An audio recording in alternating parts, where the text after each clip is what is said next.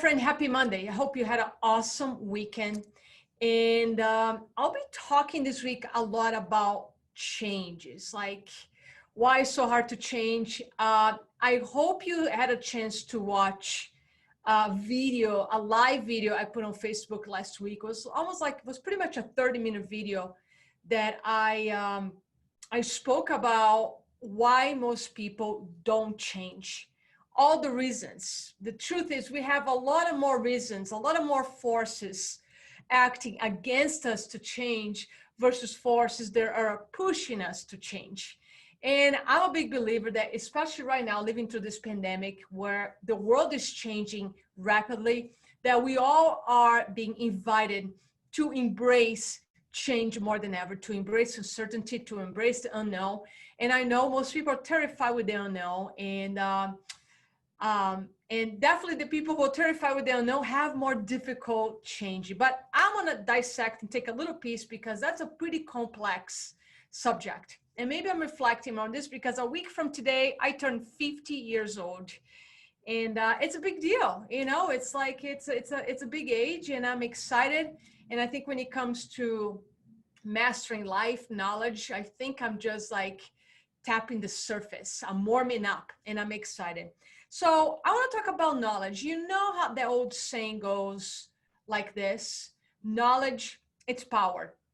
And if you follow me or other, personal growth teachers out there, we say knowledge, it's only potential power, because applied knowledge, it's power. And I want to talk about that today. And I'm going to use myself. A lot of my conversations this week, I'm going to be vulnerable, and I'm going to expose myself a lot and tell you my story, how I learned some of this, abstract concepts that we see a lot in the personal development, spiritual development industry. Just like in the self-help world, we see a lot of these terms like only applied knowledge is power. And it's true. Because when I became a coach, that's about 9 years ago, I started studying a lot of successful people and successful coaches. And I learned that in order to be successful, you should be reading a book a week. Leaders are readers. And I agree with that.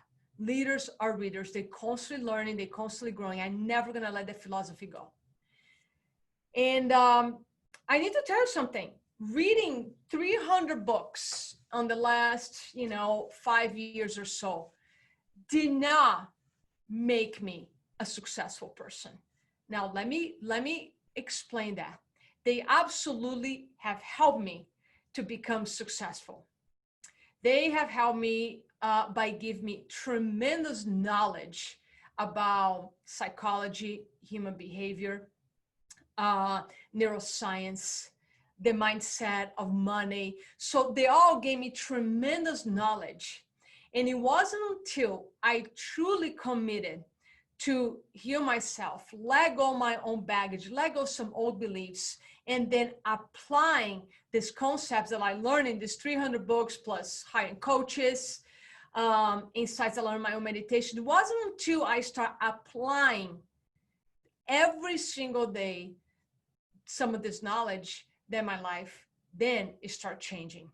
So I am a pure example of, like, if you just reading books to acquire more information, just because you're reading out there that leaders are readers, that, in order to be successful, you got to read a book a week. And there are a lot of, coaches preaching out there, read a book a week. And I used to say that as well. And I'm going to just say that. Try to read a book a week if you love reading. I love reading. Therefore, I do try to read a book a week. But I don't put so much pressure on myself anymore, because this is the truth. If I would rather that you read one book a year and commit to apply the concepts, and I'm showing this book randomly. This book is not like read this book, okay? If you read one book a year and you apply everything that's in that book. For example, I have a very small book here, very thin. This book has, let's say, 25 pages. And it's a very classic as man thinketh. 25 pages. And I'm going to say, just read this book once a month, same book for an entire year.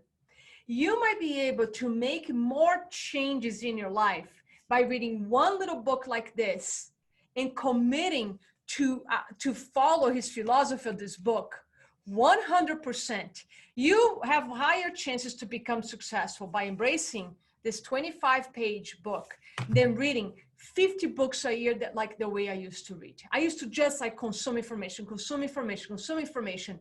and not truly work on myself.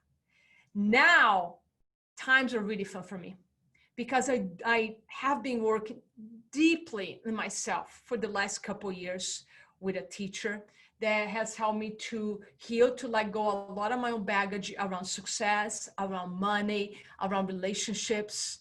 So all that fear that I wasn't good enough to be wealthy, or that fear of like not being successful, those fears are gone, completely gone. So now when I read a book, I take that book in a much, much different way. Before, I used to read a book with the belief that this book is going to change my life. I put my power on external things. I used to think, oh, in order to be a better coach, I need to read 10 more books. In order to be a better coach, I need to take more, I have to have more education. Not true. Not true at all. To actually become a better coach, I need to become the best version of myself by not doing more, which is reading more, which is by becoming more.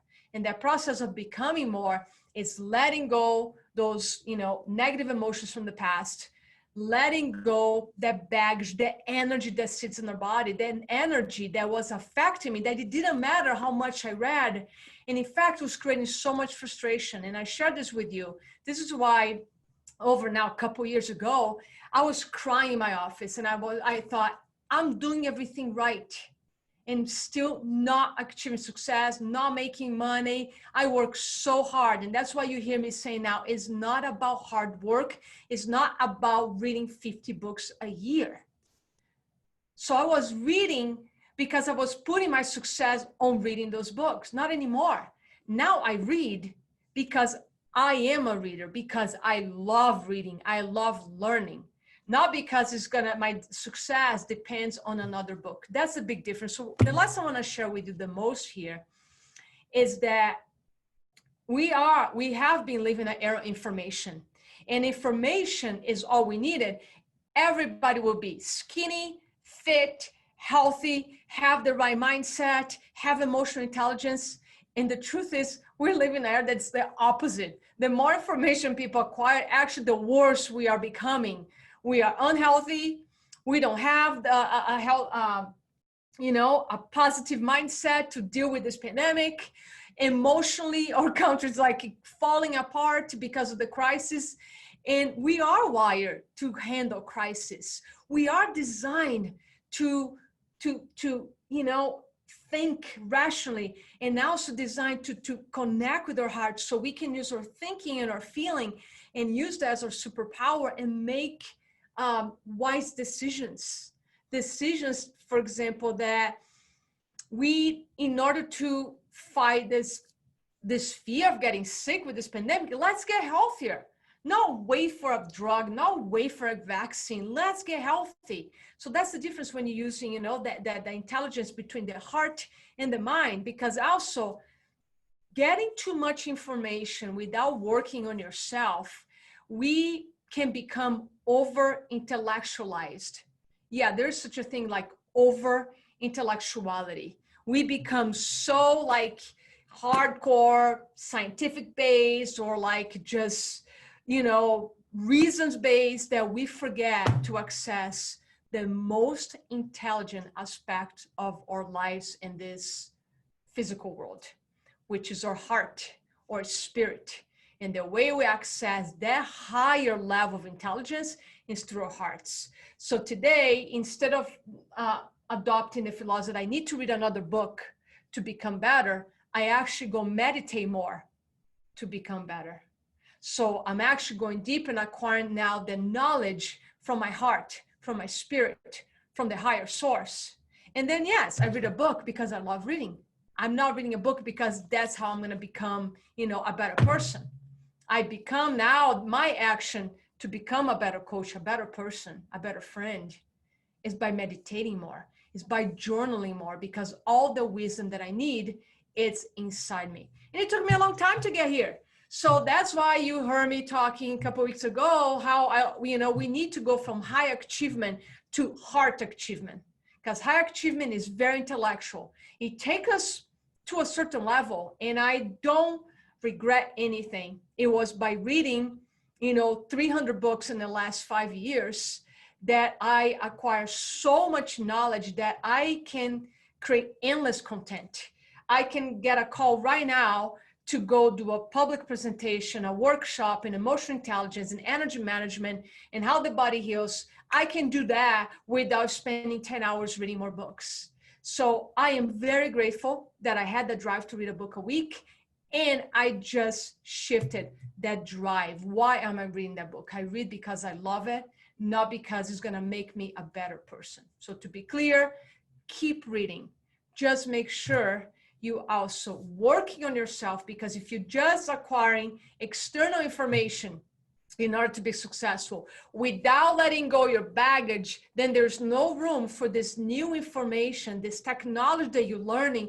There's no room for this new information to settle in your body so you can become the best version of yourself.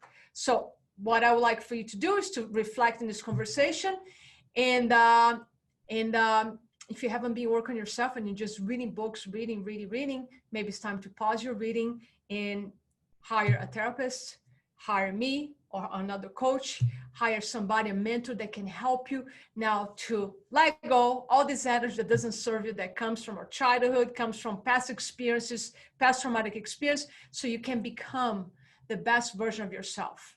Why? Because by you becoming the best version of yourself, you serve others around you from your highest place. And when you become the best version of yourself, you benefit all those around you, and you benefit the world, and you give others permission to do the same. So if you don't want to do the personal growth work for yourself, then do for those that you love, because they will benefit greatly from your work.